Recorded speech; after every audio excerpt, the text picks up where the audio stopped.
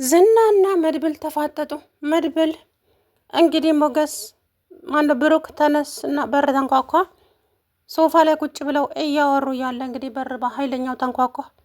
ብሩክና መድብል እያወሩ ያለ ስለ መድብል ለወደፊቱ አልበሙ ተሳካልህ ወይ ምናምን እያለው ገንዘብ ያስፈልጋል፣ ገንዘብ ካልተሰጣቸው እኮ በስነ ስርዓቱ አጠናቀው መስራት አይችሉም እያለ እንግዲህ እያወራው እያለ መድብል በኃይለኛው በር ተንኳኳ። ከዛም መድብል ሊከፍት ሲነሳ ተወንድሜ አንተ እንዳትከፍት ቅድስት ትክፈት፣ ተው እባክህ፣ እኔ ወንዱ እያለው ሴት ልጅ በር ትከፍታለች እንዴ ብሎ ተነሳ። እባክህን ወንድሜ እባክህን ብሎ እጁን ቢይዘውም አረ ዞር በል ወንድሜ ምንድን ነው የምትፈራው ብሎ እንግዲህ መድብል በፍራቻ ወደ በሩ ጠጋ እያለ ነገር ግን መሳሪያውን ታጥቆ ስለነበረ ከዛም በሩን ከፈት ሲያደርገው አቶ ዝና ነው ከመሀሌት ጋራ እንግዲህ የካሌብ ሰዎችም ከጀርባ አሉ ማለት ነው። መድብልን ለመምታትና አግተው ለመውሰድ ነበር አመጣታቸው። መድብል እንደዚሁ በቀላሉ እጅ የሚሰጥ ሰው አይደለም። ዝና እንግዲህ በሩን ከፈት ሲያደርግም ባሩን አለው ማለት ነው። መድብል ጀግናው እውነት። መድብል ግን ጀግና ብቻ አይደለም፣ የምሬን ነው የምላችሁ። በጣም የሚያኮራ ወንድም ያለው ብሩኬ ማለት ነው። እንግዲህ ቅድስትም አፏን ይሳቀረች። ወይኔ አምላኬ መቼ ነው ቆይኛ እንደዚህ መከራ የሚርቀን? ሁሌ አበሳና ስቃይ ብቻ ነው። እች ሴትዮ ከህይወታችን አወጣም እንዴ? ምን ልትሰራ መጣች? እች የማትረባ እኮ ቅድም መንገድ ላይ አግኝቻት ከምሳሌዬ ጋራ እየሄድን እያለ እንደ መንገድ ላይ ኩርምት ብላ ተቀምጣ አይቻት ነበረ። እኔም ማስመሰሉን ከየት ነው የምታመጣው? ቆይ ምን አይነት ሰው ናት? ምን አይነት ፍጡር ናት እቺ? ማስመሰሉንስ እንዴት ነው የምትችልበት? እያለ በጣም ተናደደ። ከዛ በኋላ አይጋሼ እሷ እኮ ማለት በፈጣሪ እንጂ እንደሷ ቢሆንማ ቤተሰቡን ጨርሳ ነበረ። ምሳሌን ያላደረገቻት ነገር የለም። በመርዝ ልትገላት ነበር፣ አልተሳካም። አሳገተቻት፣ እሱም አልተሳካም። እኔንም አሳገተችኝ፣ እሱም አልተሳካም። በቢላዋ አስወጋችኝ። ብቻ ብዙ ነገር አድርሳብናለች። አሁን ደግሞ ይቅርታ እንግዲህ ፈልጋ ይሆናል የመጣችው እዚህ ቤት። እርግጠኛ ነኝ ዝና የሆነ ነገር አስቦ ነው እዛ ቤት ውስጥ ይቅርታ ብለሽ ግቢ ብሎ የላካት ይመስለኛል አለች ማለት ነው ቅድስትዬ። እሱ መቼም የማይታለም ነው። እናማ እኔና ምሳሌ መንገድ ላይ እየሄድን እያለ አየናት። ከዛ ምሳሌዬ እንዴት ነሽ? እንኳን ደስ ያለሽ፣ አባትሽ በሰላም መጣልሽ አይደለ? አዎ፣ ግን አንቺ አባዬን መጥተሽ ሳትጠይቂው ተናድጄብሻለሁ አለቻት። ምሳሌዬ አጎትሽ እኮ ስለማይፈቅድልኝ ነው። አጎቴ ለምንድን ነው የማትፈቅድላት? አዎ አልፈቅድላትም፣ አይደለም ዛሬ ወደፊትም አልፈቅድላትም። አሁን ሞገስ ብሩክና ቅድስት ሊጋቡ ነው። ማንን የሚያገባ ይመስልሻል? ቅድስት ሊያገባ ነው። ምሳሌዬ አባትሽ ማንን ቢያገባ ደስ ይልሻል? ቅድስትዬ ነው እንዴ አጎቴ።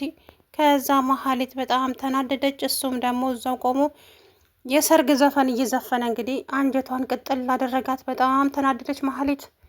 ከዛ በኋላ እንግዲህ አሁን ያለኝ አማራጭ በቃ ጎዳና ነው። ስለዚህ እችም ልጅ እስከ መቼ አስጠግታኝ ትኖራለች? ምንም ተስፋ የለኝም ከዚህ በኋላ ብላ እንግዲህ መሀሌት ተስፋ ቆርጣ ወደ ቤት እየሄደች ሳለ ዝናን አገኘችው። አንቺ የማትረቢ ድል መሀይም፣ እኔ እንዳንቺ ሰው አይቼ አላውቅም። እውነት ምንም የማታውቂ መሀይም ነሽ እኮ መሀሌት። ደግሞ በቃ አላ እንስሳ እንኳን እንዳልልሽ ልብስ ትለብሻለሽ። ብቻ ለአንቺ ምን አይነትም ስም የለኝም አላት። ከኔ የሚገርመኝ የዚህ የዝና ጉራው ነው የሚገርመኝ። በነገራችን ላይ በጣም ጉረኛ እንግዲህ ኤፍራታ እሱ ስታየው ሩጫዋን ናቃቸው ማራቶን ማለት ነው። እሱ ግን ምንም አልተከተላትም። ምክንያቱም ቢከተላት የሚመጣበትን ነገር ስለሚያውቅ እኔ ሰው እንግዲህ መታሰር አልፈልግም አለ እኮ ጭራሽ። ከዛ በኋላ እንግዲህ መሀሌት እሺ የፈለግከውን ነገር አድርግልህ፣ ምንድን ነው የምትፈልገው? ብሩክን ይቅርታ ብለሽ እዛ ቤት ግቢ። እዛ ቤት ከገባሽ በኋላ እነግርሻለሁ ምን እንደምታደርጊ እያንዳንዱን ነገር።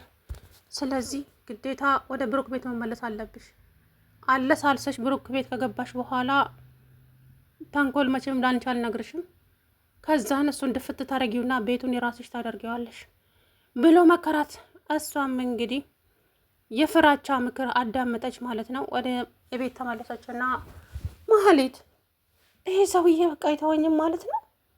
አዎ አይተውሽም። ነገር ግን ደግሞ አንቺን ቢገልሽ ምንም ነገር እንደማያገኝ ስለሚያውቅ ነው። ለዛም ነው የተወሽ። እዛ የራሱ ጉዳይ አገኘ አላገኘ ብቻ እንኳንም ተወኝ። አንቺ ግን ምን ሆነሽ ነው? ፊትሽ ተለዋውጧል መሀሌት። ይሄ ዝና ነዋ። ደግሞ ምን አለ ዝና? አንቺ ከሱ ሰውዬ ጋር ለምንድን ነው የምትገናኘው? ፈልጌ መሰለሽ እንደ የምገናኘው? እሱ ፈልጎ እንጂ የሚያገኘኝ። ከዛ በኋላ እሺ ምን አለሽ እንዴ? ብሩክ ቤት ይቅርታ ብለሽ ተመለሽ አለኝ። ከዛ ከተመለሽ በኋላ ብሩክን በመርዝ ተጋየዋለሽ ብሎ አለኝ። ምን? አሁንም እዚህ ተንኮል ውስጥ ነሽ መሀሌት? ኧረ ተይ፣ ሞት እኮ መቼ እንደሚመጣ አታቂም። እባክሽን ወደ ራስሽ ተመለሽና በንጹህ ልብሽ ዝና ባለሽ ሳይሆን በሰራሽው ስራ ተጸጽተሽ ብሩክን ሄደሽ ይቅርታ ጠይቂው አለቻት። ከዛ በኋላ ሀይማ ኤፍራታ፣ አሁን ግን ብሩክ እንደው ይቅርታ የሚያደርግልኝ ይመስልሻል እንዴ? አይመስለኝም። እኔ ግን ተስፋ ቆርጫለሁ እውነት ለመናገር ማለት በቃ እሱም በእኔ ላይ ያለው ተስፋ አመንምኖ አልቋል። ስለዚህ ይቅርም ያለኝም ይህ እስቲ ሞክሪው፣ ሳትሞክሪ እሺ አይለኝም አትበይ ኤፍራት መሀሌት። ስለዚህ ዝና አንቺን የሚፈልግሽ ለተንኮል ነው። ዘላለምሽን አሳርሽን ስትበይ እንድትኖሪ ነው የሚፈልገው። አየሽ፣ እሱን መግደል ቢፈልግ ኖሮ መግደል ሊፈልግ ነበር፣ ግን መታሰር አይፈልግማ። አንቺን ግን መቀመቅ ሊከትሽ ነው። እናም ዝና የሚባለውን ሰውዬ ከህይወት ውስጥ አውጪና በራስሽ አይምሮሽን ንጹህ አድርገሽ ልብሽን ንጹህ አድርገሽ በንጹህ ልብሽ ሄደሽ ብሩክን ይቅርታ ጠይቂው። እኔ እህታዊ ምክሬን ነው እየመከርኩሽ። ከዚህ በኋላ እኮ ምንም አይነት አማራጭ የለሽም ማህሌት። አወዳደቅሽም አያምርም። እያየሽው አይደለ እንዴ? ብዙ ነገር አደረግሽ። ሞገስን፣ ገንዘቡን፣ ሀብቱን አሳገርሽበት። ብሩክ ልጁን እንዳያሳክም ቤቱን አሳገርሽበት፣ መኪናውን አሳገርሽበት። ያልበቃ ብሎሽ ልጁን ስታሰቃይበት ነበረ። ብዙ ነገር አድርገሻል። በቃሽ ኤፍራታ፣ በጸጸት እንደጎዳው አታድርጊኝ ከዚህ የበለጠ። አንቺ ደግሞ ጭራሽ ጭንቀት እኮ እየጨመርሽብኝ ነው። ምን ላድርግ ብለሽ ነው መሀሌት? እኔ እኮ ቢጨንቀኝ ነው። እስከ መቼ ነው እንደዚህ የምትኖሪው? ወደ ቤትሽ መመለስ አለብሽ። በቃ በንጹህ ልብሽ ሂጂና ይቅርታ ጠይቂው አለቻት። ከዛ በኋላ እንግዲህ የኤፍራታን ምክር ሰምታ የዝናን ሳይሆን ወደ ብሩክ ቤት እየሄደች ያለ አቶ ዝና መንገድ ላይ አገኛት። ወዴት ነው አንቺ መሀይም? የት ነው የምትሄጂው አላት። እሷም እየተንቀጠቀጠች ብሩክን ይቅርታ ልጠይቃ። ጎበዝ ልጅ፣ ጎበዝ እኮ ነሽ። ያልኩሽን ደግሞ እንዳትረሺ። ከዛም እሱን በአይኗ እያየችው መቼም አላደርገውም ያንተን ተንኮል ከዚህ በኋላ እኔም ተንኮል አልፈልግም፣ በቅቶኛል፣ ደክሞኛል እያለች በሀሳብ ብቻዋን ቆማ እያወራች አንቺ ጭራሽ እዚህ ቆመሽ መተኛት ጀመርሽ? እንደመቆምሽ ምን እያሰብሽ ነው? ያወራሽ አይደል እንዴ? ወይ ያወራኸኝ እንዴ? እንዴት ሄጄ ነው ይቅርታ የምጠይቀው ብዬ እኮ ፍራቻ ውስጥ ስላደረ ነው። ዘርበይ፣ ምን አይነት ሴት ነሽ አንቺ? ምን አይነት ምን ትፈሪ? ቆይ ያኔ ልጁ ልትገይ ስል ታስቢ አልፈራሽም አይደል? አሁን ምን አስፈራሽ? ሄጂና ይቅርታ ጠይቂው። ከዛ በኋላ ስራሽን ትሰሪያለሽ። ያችን ሰራተኛ ከዛ ቤት ታስወጫታለሽ፣ ሁሉን ነገር እንድታከናወኝ አላት። ከዛ በኋላ ሰው እያሰማም እንዴ እኔ ያንተን ተንኮል አልከተልም ከዚህ በኋላ እያለች አሁንም ቀጠለች፣ በውስጧ እያወራች ማለት ነው። ሰላም ውድና የተከበራችሁ የቻናሌ ቤተሰቦች እንዴት ናችሁ?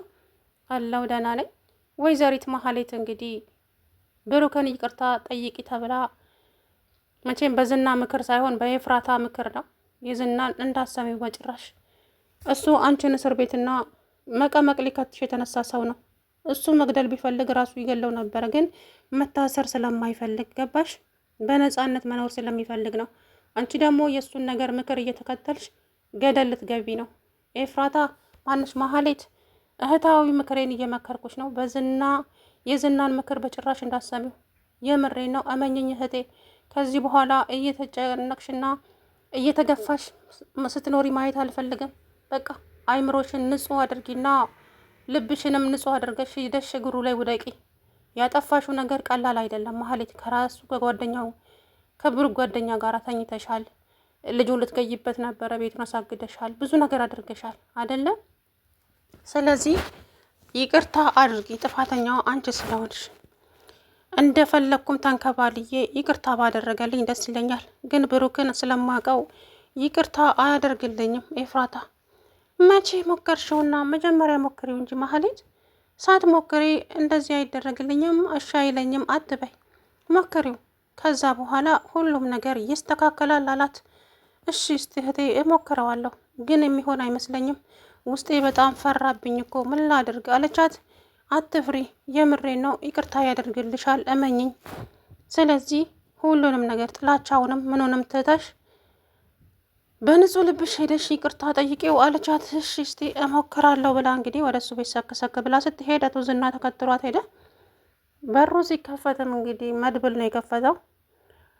ከዛ በኋላ እንግዲህ ጭራሽ ቤት ድረስ መጣ ሲል አቶ መድብል